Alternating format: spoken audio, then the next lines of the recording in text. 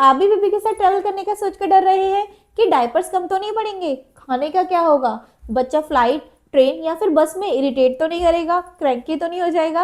अगर आपके मन में भी ये सारे क्वेश्चंस चल रहे हैं तो टेंशन मत लीजिए। आज की इस वीडियो में मैं आपके साथ इन्हीं पॉइंट्स पर बात करने वाली हूँ। आज की वीडियो में मैं आपके साथ शेयर करने वाली हूँ 2 साल से छोटे बच्चों के ट्रैवल के वो सीक्रेट टिप्स जो मैं खुद अपनी जर्नी में भी फॉलो करती हूँ, एंड इन टिप्स की हेल्प से आपकी जर्नी स्ट्रेस फ्री हो जाएगी। Hello everyone, welcome back to my channel. आज की इस वीडियो में हम बहुत ही इंपॉर्टेंट टॉपिक पर बात करने वाले हैं, वो है ट्रैवलिंग विद बेबीज। बच्चों को घर में ही संभालना इतना मुश्किल है तो ऑफ कोर्स ट्रैवल में संभालना तो थोड़ा ज़्यादा मुश्किल हो ही जाता है। ये मुश्किल है पर इम्पॉसिबल नहीं। तो हम आज की वीडियो में बात करेंगे आने वाली परेशानियां, packing list and most important thing precaution. Of course अगर बच्चे साथ में हो तो प्रिकॉशन तो रखना ही पड़ता है। So let's start it. तो सबसे बड़ा जो चैलेंज आता है वो है बच्चे को एक जगह बिठा कर कैसे रखें, मीन्स इंगेज कैसे रखें। तो बात करते हैं फ्लाइट और ट्रेन के इंगेजमेंट टिप्स के ऊपर। तो फर्स्ट पॉइंट आता है the magic of paper and pen. Yes, अगर आप कहीं भी ट्रैवल कर रहे हो तो अपने साथ हमेशा एक छोटी डायरी, पेन और क्रेयॉन्स रखें।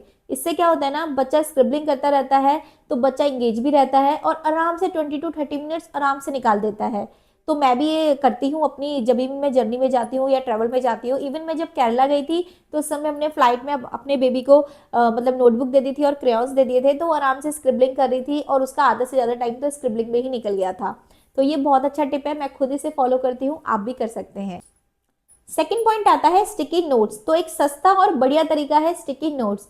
यस, बच्चा इससे बहुत अच्छी तरह इंगेज हो जाता है। आप स्टिकी नोट्स को कहीं भी विंडो पे स्टिक कर सकते हैं या फिर सीट पर स्टिक कर सकते हैं। तो बच्चा इसे निकालता है फिर स्टिक करता है, तो इससे वो काफ़ी टाइम अपना इसी में निकाल देता है और इन्जॉय करता है। थर्ड पॉइंट आता है विंडो सीट। तो अगर आप कहीं भी ट्रैवल कर रहे हो, चाहे आप बस से कर रहे हो, चाहे आप ट्रेन से कर रहे हो या फिर फ्लाइट से कर रहे हो, तो आप हमेशा ट्राई कीजिए कि आपको विंडो सीट मिले, क्योंकि विंडो सीट की हेल्प से ना बच्चा आराम से थोड़ी देर बाहर, जैसे अगर आप फ्लाइट से ट्रैवल कर रहे हैं तो वो क्लाउड्स में थोड़ा सा इंगेज हो जाता है, डिस्ट्रैक्ट हो जाता है। एंड अगर आप ट्रेन से ट्रैवल कर रहे हैं तो वो थोड़ा सा गाड़ी, ट्रीज या फिर चीज़ों में इंगेज हो जाता है। तो ये काफ़ी अच्छा तरीका है। अगर आप कहीं भी ट्रैवल कर रहे हो तो हमेशा कोशिश करिए कि आपको विंडो सीट ही मिले, इसमें बच्चा काफ़ी इंजॉय करता है। फोर्थ एंड लास्ट पॉइंट आता है इसमें न्यू टॉय सरप्राइज। तो अगर आप कहीं भी ट्रैवल कर रहे हो तो आप हमेशा एक बात याद रखिए कि आप अपने बैग में ना एक छोटे छोटे टॉयज रख लीजिए, ताकि जब बच्चा क्रैंकी हो या फिर परेशान करे तो उस टाइम आप उसे वो टॉय दे दें और वो हैप्पी हो जाए, क्योंकि बच्चा नई चीज़ देख के खुश हो जाता है। अब आते हैं उस पॉइंट पर जो सबसे बड़ा टास्क है, फूड। क्योंकि बच्चा हंग्री होगा तो क्रैंकी होगा, क्रैंकी होगा तो परेशान करेगा और रोएगा। तो इसके लिए मेरा हमेशा रेडी रहता है 3 स्टेप फूड प्लान। तो इसमें सबसे फर्स्ट पॉइंट आता है फ्रेश फ्रूट। तो अगर आप कहीं भी ट्रैवल कर रहे हो, इवन अगर आप घर से 2-3 आवर्स के लिए भी निकले हैं, तो हमेशा अपने साथ या अपने बैग में फ्रेश फ्रूट जरूर कैरी कीजिए, लाइक बनाना, बेरीज, चीकूज। क्योंकि इससे बच्चे को इंस्टेंट एनर्जी भी मिल जाती है एंड वो इंगेज भी रहता है और उसका टमी भी फुल रहता है और वो क्रैंकी भी नहीं होता। सेकेंड पॉइंट आता है मैस फ्री ड्राई स्नैक्स। तो बच्चे को बीच बीच में मंचिंग के लिए आप रोस्टेड मखाना दे सकते हो, जो आप घर में ही रोस्ट करके रख सकते हो और अपने साथ कैरी कर सकते हो। इसके साथ साथ आप सूजी या फिर आटे के बने हुए बिस्किट्स दे सकते हो बच्चों को, जिससे बच्चा इंगेज भी रहता है, क्योंकि वो अपने हैंड से ईट करता है तो वो इंगेज भी रहता है और उसका टमी भी फुल रहता है। थर्ड पॉइंट आता है होममेड सेरेलैक और सूजी। तो ये जो टिप है ना वो बेस्ट टिप है और इस टिप को मैं आज भी फॉलो करती हूँ। इवन मेरी बेटी अब 3 इयर्स की कंप्लीट होने वाली है। अगर आप घर से निकल रहे हैं ट्रेवल के लिए तो हमेशा याद रखिए सूजी को रोस्ट करके एक एयर टाइट कंटेनर में रख दीजिए, एंड जब भी आपके बच्चे को भूख लगे तो उसमें गर्म पानी मिक्स कीजिए और आपका इंस्टेंट सूजी का हलवा या फिर उपमा रेडी है। तो इसी के साथ साथ आप होममेड सेरेलैक भी बना सकते हैं, लाइक ड्राई फ्रूट्स के सेरेलैक बना सकते हैं, पल्सेस के सेरेलैक बना सकते हैं। तो ये जो टिप है ना मैं आज भी फॉलो करती हूँ अपनी बेबी के लिए। तो हम कहीं भी बाहर जाते हैं ना तो मैं कभी भी उसको अनहेल्दी फूड नहीं देती हूँ, मैं उसको हमेशा तो रोटी सब्जी देती हूँ प्रॉपर। अदरवाइज मैं ओट्स कैरी कर लेती हूँ, अभी इस टाइम पे मैं ओट्स कैरी कर लेती हूँ, तो मैं उसको मसाला ओट्स या फिर दूध में ओट्स मिक्स करके दे देती हूँ और वो ईजिली खा लेती है और वो उसके लिए भी अच्छा रहता है और मुझे भी ये गिल्ट नहीं होता कि मैंने अपने बच्चे को अनहेल्दी फूड खिलाया। तो ये टिप है, आप ज़रूर फॉलो कीजिएगा। आप कहीं भी बाहर जा रहे हैं तो अपने साथ रोस्टेड सूजी रख लीजिए या फिर होममेड सेरेलैक रख लीजिए, जिससे कि आपके बच्चे को जब भी भूख लगे आप तुरंत बना के दे दें। लास्ट पॉइंट आता है एक इंसुलेटेड थर्मस फ्लास्क ज़रूर होना चाहिए। कभी भी आपको गर्म पानी की ज़रूरत पड़ सकती है, तो इसलिए आपके पास गर्म पानी की बॉटल ज़रूर होनी चाहिए। इसकी हेल्प से आप तुरंत अपने बच्चे के लिए खाना बना सकते हैं। एंड वन मोर थिंग, अगर आपका बच्चा ब्रेस्ट फीड नहीं करता है तो फॉर्मूला मिल्क का पैकेट भी ज़रूर होना चाहिए आपके पास। फूड के बाद जो सबसे इंपॉर्टेंट पॉइंट आता है वो है पैकिंग, क्योंकि एक अच्छी पैकिंग आपकी ट्रिप को बना भी सकती है और बिगाड़ भी सकती है। तो पैकिंग शुरू करने से पहले मैं आपको एक टिप ज़रूर देना चाहूँगी।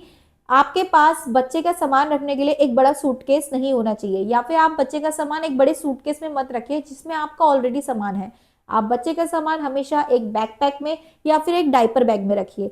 मीन्स बच्चे का एक अलग से बैग होना चाहिए जो आप हमेशा अपने साथ या अपने हाथ में कैरी कर सकें। वो बैग आपके पास हमेशा रहेगा ड्यूरिंग द ट्रैवल। एंड अगर आप अपने डेस्टिनेशन में पहुंच गए हैं एंड इसके बाद आप कहीं घूमने भी जा रहे हैं तो भी वो बैग आप हमेशा अपने साथ रखें। तो उस बैग में क्या क्या होना चाहिए, तो पहले मैं आपको ये बता देती हूँ।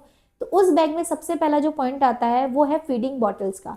तो उस बैग में आपके पास बच्चे के लिए फीडिंग बॉटल्स होनी चाहिए।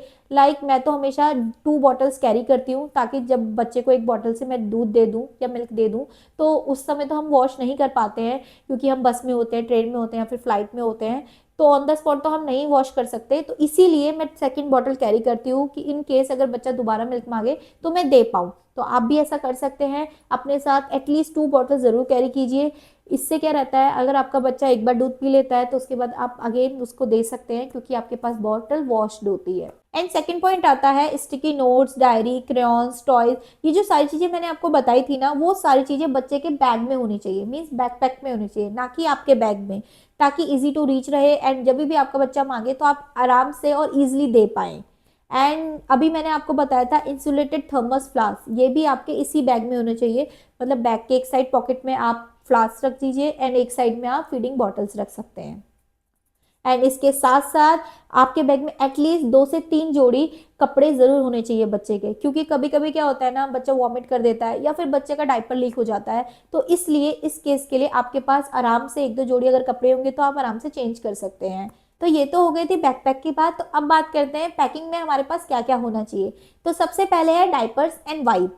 तो डायपर्स का तो एक सीधा साधा रूल है, अगर आपकी 3 आवर्स की जर्नी है या फिर 8 आवर्स की जर्नी है, जितने भी आवर्स की आपकी जर्नी है आप उसे कैलकुलेट कीजिए, और हर 3 घंटे के लिए 3 आवर्स के लिए आपके पास एक डायपर होना चाहिए। मीन्स अगर आपकी 6 आवर्स की जर्नी है तो आपके पास 2 डायपर्स होने चाहिए उस बैग में, और प्लस 2 एक्स्ट्रा डायपर्स होने चाहिए इमरजेंसी के लिए। लाइक अगर आपके बेबी ने पॉटी कर दी या फिर टॉयलेट ज़्यादा कर दी तो आप चेंज कर पाएँ। तो हमेशा ये रूल याद रखिए कि आपकी जितनी भी आवर्स की जर्नी है हर 3 घंटे में आपको बेबी का एक डायपर चेंज करना है, अदरवाइज बच्चे को रैशेस हो सकते हैं और बच्चा इरिटेट हो सकता है। एंड इसके साथ साथ आपके पास एक बड़ा वाइप्स का पैकेट भी होना चाहिए। नेक्स्ट आता है सैनिटाइजर। तो आपके पास हमेशा एक छोटी बॉटल सैनिटाइजर की जरूर होनी चाहिए, क्योंकि बच्चा इधर उधर टच करता रहता है, तो आप बच्चे की हैंड या फिर बच्चे की सीट या बच्चे की टेबल जिसमें बच्चा खेल रहा है उसे अच्छे से सैनिटाइज कर पाए। नेक्स्ट आता है जिपलॉक बैग्स। तो आपके पास जिपलॉक जरूर होने चाहिए, क्योंकि अगर बच्चे ने डर्टी कर दिए क्लोथ तो आप उसे किस में रखेंगे, तो इसके लिए आपके पास एक अलग सा एक बैग या थैला होना चाहिए। अगर आपके बच्चे ने पॉटी कर दी तो आपको उस डायपर्स को थ्रो करना है, तो आप कैसे थ्रो करोगे, इसीलिए जिपलॉक बहुत इंपॉर्टेंट है, इसको अपने साथ जरूर रखिए। मतलब जो बच्चे का बैकपैक है ना उसके साइड में आप 3-4 जिपलॉक जरूर डाल दीजिए। लास्ट एंड नेक्स्ट पॉइंट आता है मेडिसिन पाउच। तो आपके पास एक छोटा सा पाउच होना चाहिए जिसमें आपके पास आपकी बेबी की सारी बेसिक दवाइयाँ होनी चाहिए, लाइक पेट दर्द, fever, nasal drop etcetera. And ये दवाई आप अपने डॉक्टर के एडवाइस से लेकर जाइए। पैकिंग और खाने के अलावा एक और चीज़ है जो बहुत ज़्यादा इंपॉर्टेंट है, वो है आपके बेबी का शेड्यूल। तो अक्सर हम घूमने के चक्कर में ये भूल जाते हैं कि हमारे बच्चे का सोने का टाइम है और बच्चा क्रैंकी हो जाता है। तो आप हमेशा ये ट्राई कीजिए कि जब भी आप अपनी ट्रेन, फ्लाइट या फिर बस लें तो इनकी जो टाइमिंग हो वो आपके बच्चे की नैप टाइम हो, मीन्स आपके बच्चे का उस समय सोने का टाइम हो, तो जिससे कि आपकी जर्नी भी इजिली कट जाएगी और बच्चे की भी, और बच्चा आराम से सो भी जाएगा और क्रैंकी भी नहीं होएगा। मीन्स आप कहीं भी जा रहे हो, इवन आप डेस्टिनेशन में पहुंच गए हो, वहां से आप कहीं घूमने भी जा रहे हो, तो अपनी घूमने की टाइमिंग ऐसे रखो कि बच्चा का जो सोने का टाइम है उस टाइम पे आप होटल में हो या फिर ट्रैवल कर रहे हो तो बच्चा आपकी गोदी में सो जाए। लाइक अगर आपके बच्चे का रात का सोने का टाइमिंग 9 o'clock का है तो आप 9 o'clock तक अपने होटल के रूम में होने चाहिए, ताकि आप बच्चे को आप आराम से सुला दो और बच्चा क्रैंकी ना हो, परेशान ना हो, अदरवाइज आपकी ट्रिप पूरी स्पॉइल हो जाएगी। लाइक जब हम केरला गए थे तब हमने यही किया था, हमारी बेबी का जो टाइमिंग था सोने का, हम उस अकॉर्डिंग ही घूमना प्लान करते थे। लाइक हम मॉर्निंग में वो 9 o'clock उठ जाती थी तो हम उस टाइम निकल जाते थे घूमने के लिए। उसके बाद उसका टाइमिंग होता था 12 to 1 o'clock, उस समय वो सो जाती थी। तो उस टाइम पे हम ट्राई ये करते थे या तो हम होटल रूम में चले जाएं या फिर हम ट्रैवल कर रहे हो, मतलब हम गाड़ी में हो, ताकि वो हम आराम से गोदी में सो जाए। उसके बाद उसका उठने का टाइम होता था 4 o'clock या 3 o'clock, तो उस टाइम पे फिर हम घूमने निकलते थे। एंड देन रात को वो 9 o'clock पे सोती थी तो हम तब तक अपने होटल रूम में आके उसे खाना वाना खिला के दूध दूध पिला के सुला देते थे। तो इससे हमारी भी सफ़र इजी रहा, हमने भी अपनी ट्रिप खूब इंजॉय की और उसने भी अपनी ट्रिप खूब इंजॉय की। क्योंकि बच्चा क्रैंकी तभी होता है जब हम उसके शेड्यूल से छेड़छाड़ करते हैं। अगर आप बच्चे का शेड्यूल प्रॉपर फॉलो कर रहे हो ना, आप कहीं भी गए हो, तो बच्चा क्रैंकी नहीं होता, इवन वो भी आपके साथ ट्रिप को इंजॉय करता है। सो ये थी मेरी छोटी सी गाइड या कहूँ टिप्स जो मैं अपने बेबी के साथ ट्रैवल करते टाइम फॉलो करती हूँ। एंड लिटरली इससे मेरी ट्रिप भी मज़ेदार रहती है और मेरे बेबी की वो भी ट्रिप काफ़ी ज़्यादा इंजॉय करती है।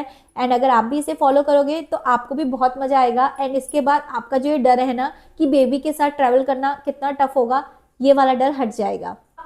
एंड अगर आपके पास भी ऐसी कोई सीक्रेट टिप है जो आप अपने बेबी के साथ ट्रैवल करते टाइम फॉलो करते हो तो कमेंट ज़रूर कीजिएगा ताकि औरों को भी हेल्प मिले। तो इसी के साथ इस वीडियो करते हैं यहीं पे end. So bye bye all, मिलते हैं नेक्स्ट वीडियो पे। आई होप आपको मेरी वीडियो अच्छी लगी हो एंड आप लोगों के लिए हेल्पफुल होगी। सो बाय बाय, मिलते हैं नेक्स्ट वीडियो पे। Bye bye.